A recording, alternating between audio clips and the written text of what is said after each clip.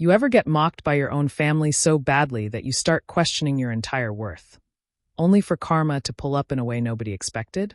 Stick with me while I share my story, and if it touches you, don't forget to support our channel by hitting that subscribe button, dropping a like, and sharing it with the people you care about. I hadn't been home since last Christmas, and honestly, I thought things might be different this year. I told myself my family would at least pretend to be happy to see me. I was wrong the second I stepped through the door. The house smelled like cinnamon and pine, the usual holiday scent, but the warmth ended there. Brent was the first to notice me. He looked me up and down like he was checking for dust. "Alyssa, still doing that hotel cleaning thing?" he asked, loud enough for everyone to hear. He smirked as if he'd cracked the funniest joke in the world. Megan appeared behind him, holding a glass of wine. "Oh, please, Brent. Don't say cleaning. Say professional toilet inspector. It sounds fancier." She laughed, tipping her head back like she belonged in a commercial. Tiffany walked in next. She didn't even bother pretending. "Well, someone has to do the dirty work. Good for you, sis. Keeps you humble." I stood there, my bag still on my shoulder, my fingers gripping the strap a little too tight. I wish I could say their words rolled off me, but they didn't. They never have. They've always made my job seem like something shameful, something less than what they did. I tried to remind myself that it was honest work, that I paid my bills, that I wasn't a burden to anyone. Still, the sting stayed. My parents were sitting in the living room. They looked up when they heard my siblings laughing, but neither of them said anything. Not a word to defend me. Not even a look of disapproval toward the others. My mom just offered a tight smile, and my dad cleared his throat like the mockery was normal background noise. I hung my coat on the hook by the door and stepped further inside, trying to push down the embarrassment rising in my chest.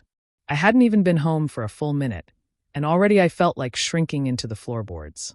I kept telling myself I came here to spend Christmas with my family, not to win their approval. But standing there, surrounded by smirks and little digs, it was hard to believe I mattered at all in this house. I forced a small smile and said, "Merry Christmas." My voice sounded thin, even to me. They barely responded. It was like I was already the punchline of the night, and we hadn't even made it to dinner, yet I'd hoped for warmth. Instead, I walked straight into a cold reminder of exactly where I stood with them. Dinner was supposed to be the moment when everyone came together, but for me, it felt like stepping into another round of quiet punishment. We all sat around the long wooden table my dad was so proud of. The food looked great: ham, mashed potatoes, cranberry sauce, but the atmosphere felt heavy, at least for me. Brent started things off like he always did, talking about his job. He leaned back in his chair and said, "Got my Christmas bonus last week. 12 grand. Not bad, right?" He looked around the table, waiting for everyone to react. Of course they did. My mom clapped her hands lightly, and my dad nodded like he had personally given Brent the money. Megan followed right behind him. "Well, my company gave us luxury spa packages this year," she said, adjusting her bracelet so it caught the light. "I guess that's what you get when you're actually valued at work." She said it casually, but her eyes flicked toward me. Tiffany, never one to miss a chance, chimed in. "My boss gave me a whole extra week off. He said people like me are the reason the company runs smoothly." She paused, then smirked. "Not everyone gets recognition, I guess." Her voice was pointed, and everyone knew who she meant. I tried to focus on my plate, cutting my food into tiny pieces just to keep my hands busy. I didn't want to react. I didn't want to give them the satisfaction. But they kept going. At one point, Brent laughed and said, "Hey, Alyssa, do they give out bonuses for cleaning toilets? Like maybe a free plunger or something?" The whole table chuckled, even my mom. My chest tightened, and I swallowed hard. I didn't trust my voice enough to say anything. Megan added, "I mean, you probably don't even need a holiday gift from your boss. You get plenty of cleaning supplies." She grinned like she'd just made a clever joke. I kept my eyes on my plate. My throat felt heavy, and I focused on breathing slowly so I wouldn't fall apart right there. Then my dad spoke, and somehow that hurt the most. He looked at me with this disappointed sigh, like I had wasted something he'd invested in. "You could have aimed higher, sweetheart," he said as he cut into his ham. "We just wanted more for you." He said it so casually, like he didn't realize he was pressing a knife into a wound that was already open. I didn't look up. If I did, I knew I would cry, and that was the last thing I wanted. My mom reached for the gravy and said, "Maybe one day you'll try something different. Something with a future." She didn't sound cruel, but she wasn't defending me either. She just treated it like a truth everyone agreed on. The rest of dinner continued like that, bragging, small jabs, little laughs. I felt myself growing smaller with every comment. I nodded when needed, smiled weakly when someone glanced my way, but inside, I was sinking. I came home for Christmas hoping to feel like part of a family. Instead, I sat at a table where everyone seemed eager to remind me of where they believed I belonged. And the worst part was how normal it felt for them, like my humiliation was just another part of the holiday tradition. After dinner, everyone moved to the living room for the gift exchange. The tree lights were glowing, the music was soft, and for a moment I hoped things might settle down. I had spent weeks making my gifts.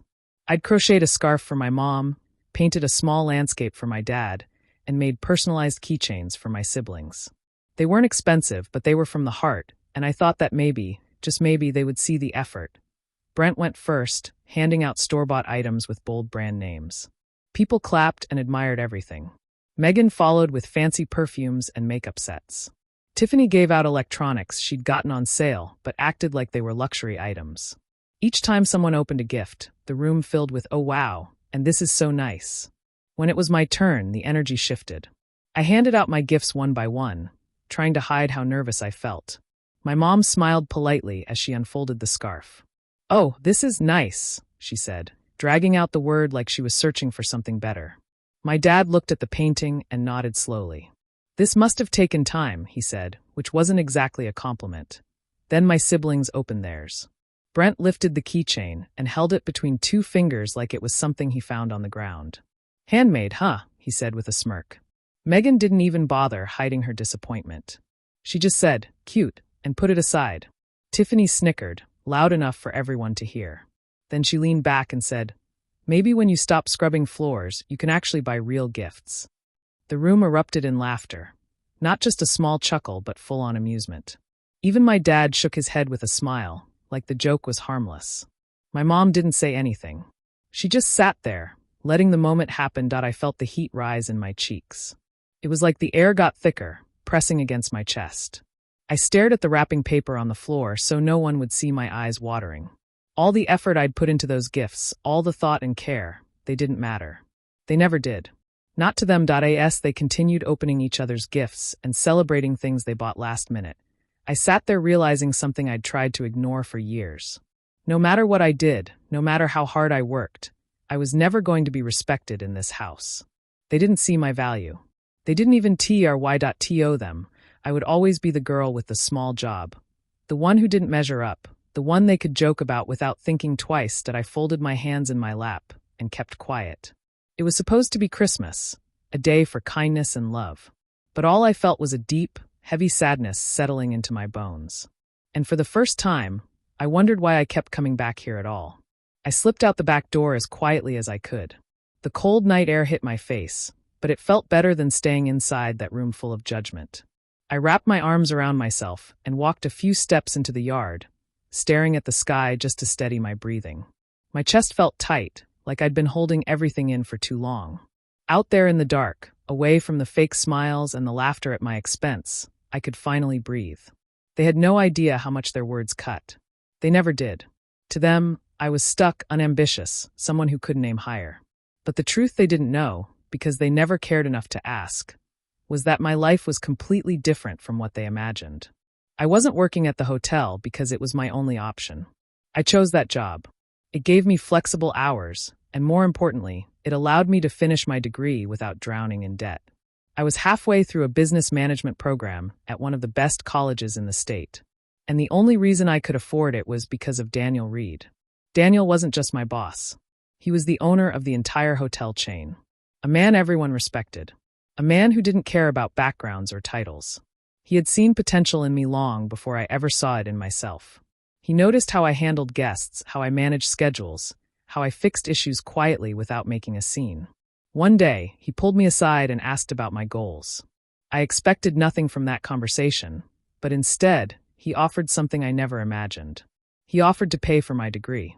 No conditions, no pressure, just support. He said, "You have a mind for leadership, Alyssa. You're not meant to stay where you are. When you're ready, I'll find a place for you here." And he meant it. Every word. Since then, he had given me small projects to work on, things no one else on staff handled.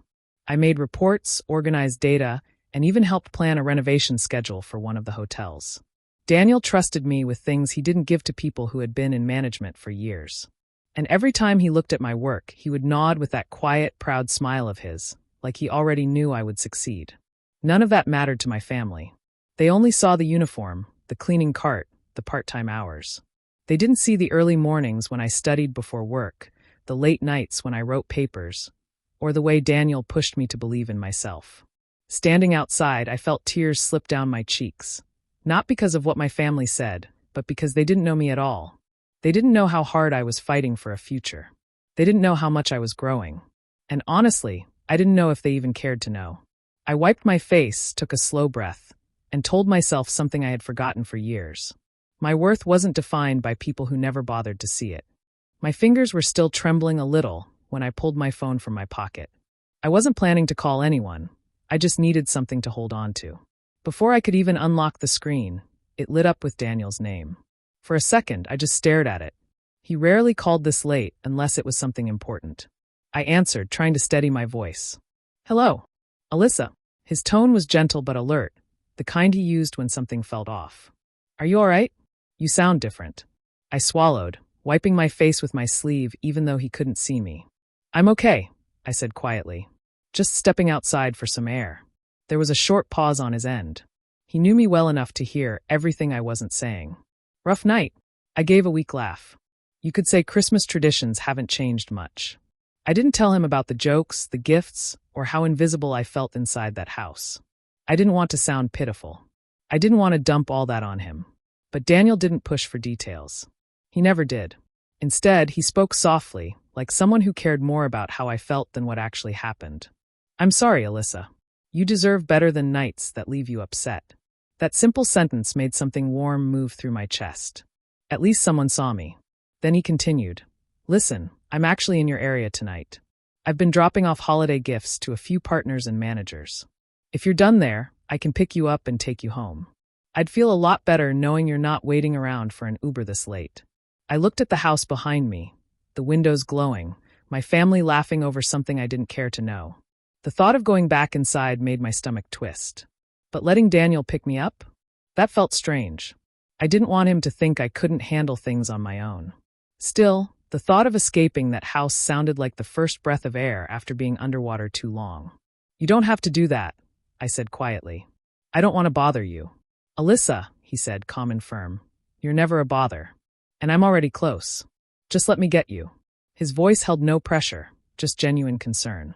And the truth was I was tired. Tired of pretending. Tired of holding myself together for people who didn't even care if I shattered. After a moment, I exhaled and nodded, even though he couldn't see it. "Okay," I whispered. "Yeah, I'd like that." "That's all I needed to hear," he said. "I'll be there in a few minutes. Stay where it's safe and warm." I hung up, staring at the screen for a moment. The cold didn't bother me anymore. What bothered me was how easy it felt to accept his offer. Like part of me had been waiting for someone to pull me out of that house. And tonight, I was finally letting myself leave. I walked back toward the house slowly, trying to prepare myself for whatever comments were waiting for me. I just needed my coat and bag. That was it. I didn't want another conversation, another joke, another moment where I felt small. I opened the door and stepped inside, hoping I could move quickly enough that no one paid attention. But of course they did. Brent saw me first. He smirked the moment our eyes met. "Oh look," he said loudly, "the maid is running away. Big shift tonight." His voice carried across the room, and the others looked up with matching grins. Megan crossed her arms and raised an eyebrow. "You're seriously leaving? It's not even late." "What, scared of a little family time?" Tiffany let out a laugh. "Maybe she's got toilets to scrub. Those bathrooms won't clean themselves." She tapped the side of her wine glass like she'd said something clever. I walked past them without answering, heading toward the hallway closet where my coat was hanging. My hands shook a little as I reached for it, and I hoped no one noticed. But they weren't done. My mom called out from the couch, her voice carrying that soft judgment she always used with me. "Alyssa, you should stay a little longer. It's embarrassing if neighbors see you getting picked up in some cheap taxi." She said it like she was giving helpful advice, like she was trying to save me from shame. I paused with my back to them, holding my coat in my hands. For a second, I wanted to correct her, tell her it wasn't a taxi, tell her someone actually cared enough to come get me. But I didn't. I knew it wouldn't matter. They had already made up their minds about me. My dad didn't say anything. He just sighed, like I was being dramatic for wanting to leave. That hurt more than the jokes. I slipped my arms into my coat and grabbed my bag from the floor. My siblings were still watching me, waiting for me to react, waiting for something they could twist into another joke. But I stayed quiet. I wasn't going to give them one more piece of me. I wasn't going to explain myself, argue, or remind them that I was an adult who didn't need permission to walk out of a house that didn't feel like home. I wasn't trying to win their approval anymore. Something inside me shifted in that moment. Something small but strong. It was like a door finally closed. I realized I didn't have to let them treat me this way. I didn't have to keep coming back just to be their target. I walked toward the door, calm and steady.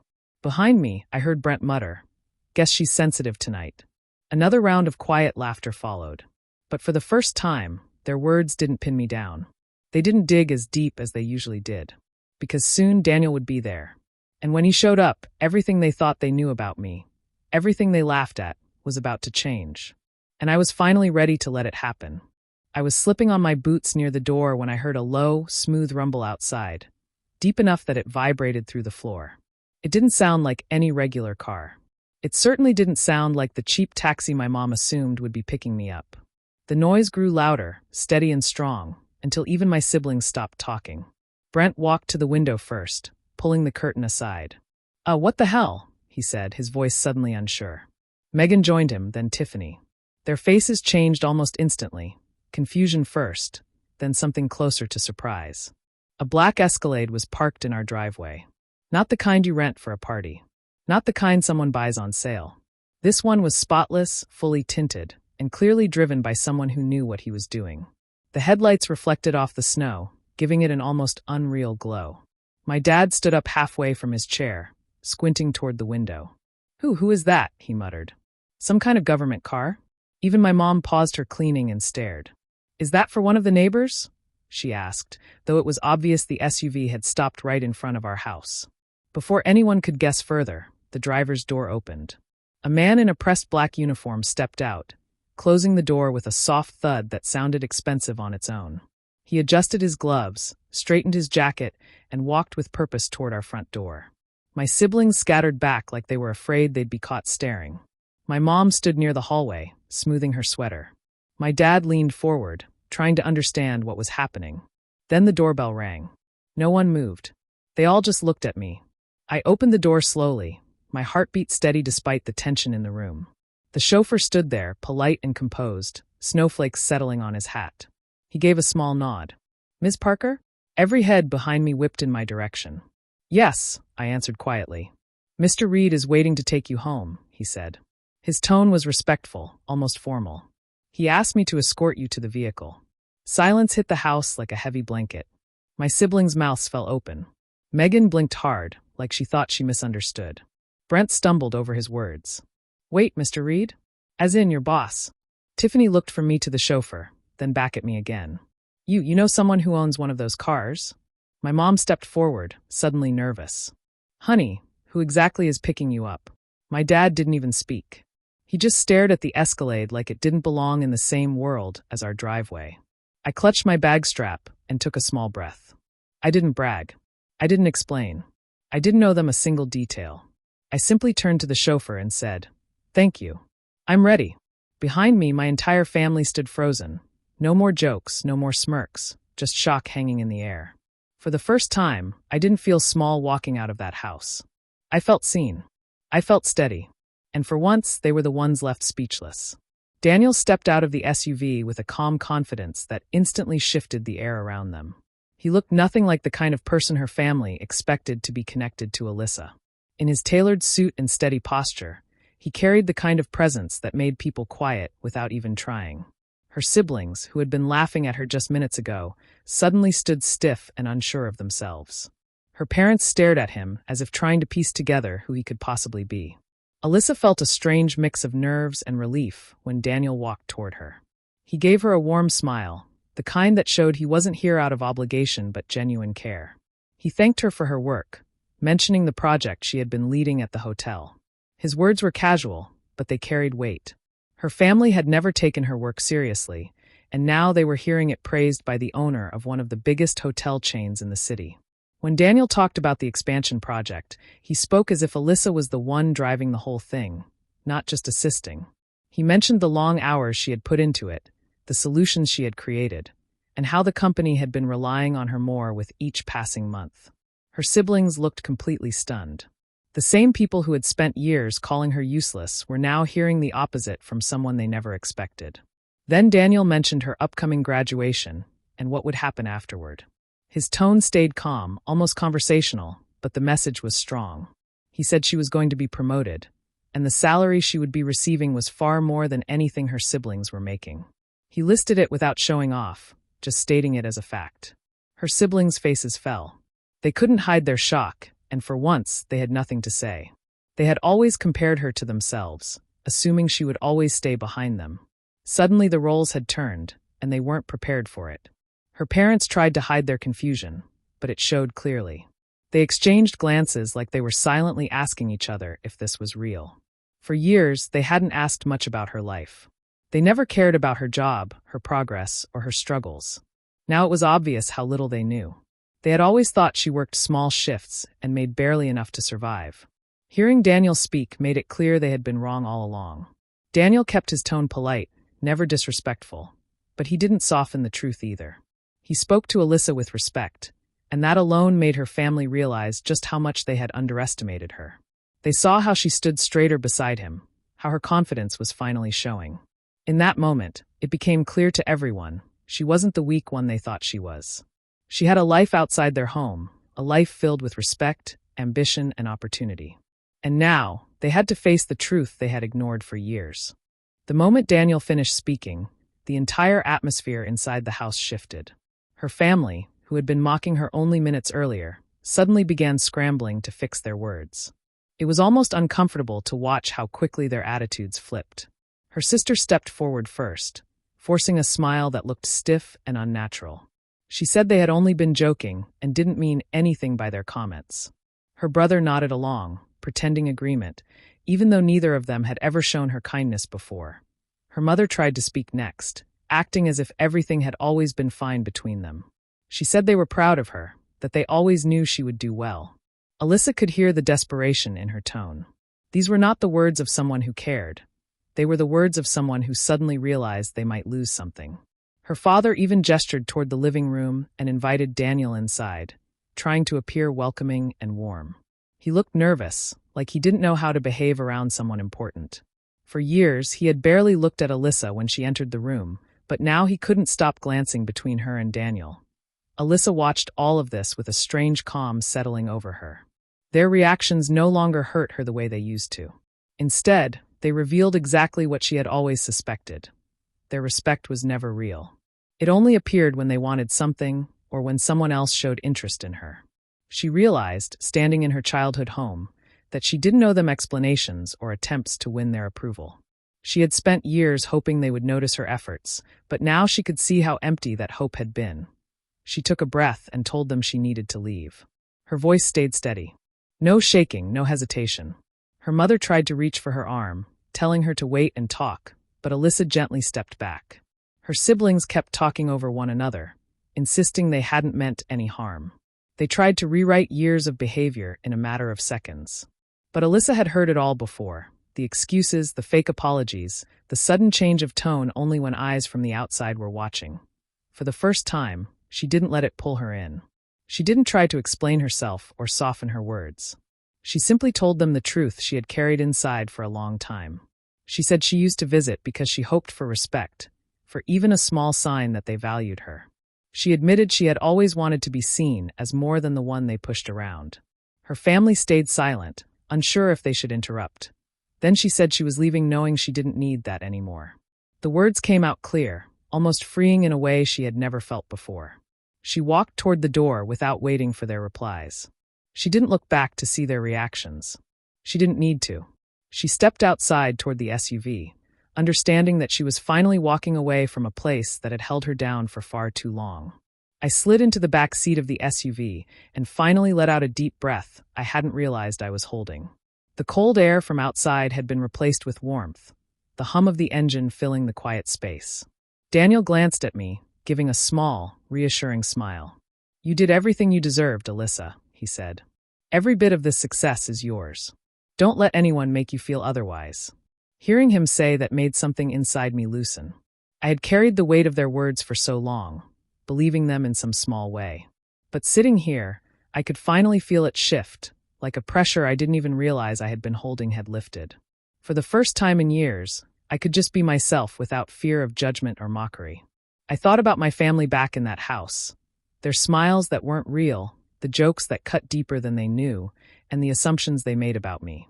I remembered all the moments I had stayed quiet, letting their words sting without answering, letting them think they had the power. But now, sitting in the SUV, I realized the power had never been theirs to take. They could laugh, they could belittle, they could try to diminish me. But my life, my success, my future was mine to build. The quiet justice of the moment wasn't loud or dramatic. It wasn't about shouting or confronting them. It was in the truth of what they had just witnessed. The truth that I wasn't small, I wasn't invisible, and I wasn't someone to be underestimated. The maid they mocked, the girl they thought would never make it, had a future they couldn't even imagine. Their surprise, their confusion, even their silent envy, was its own kind of satisfaction. Not revenge born of anger, but a subtle, undeniable proof that I had grown beyond their judgments. I looked out the window at the streetlights passing by and felt something I hadn't felt in a long time: peace. I realized I didn't need their approval, and their respect wasn't mine to seek anymore. What mattered were the people who saw me for who I really was, who valued my effort, my intelligence, and my heart. Daniel was one of them. The mentors, colleagues, and friends who truly mattered were another. That was enough.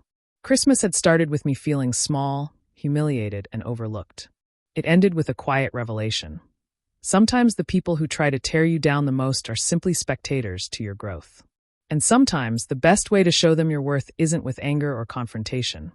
It's by living fully, achieving, and letting success speak for itself. I leaned back in the seat, letting the city lights reflect off the window. I whispered to myself, a smile finally forming. Sometimes the best revenge is simply letting your success speak in front of the people who doubted you. And in that moment, I knew I was free, not just from that night, but from the expectations and judgments that had held me down for years. I was moving forward, strong, confident, and finally truly respected.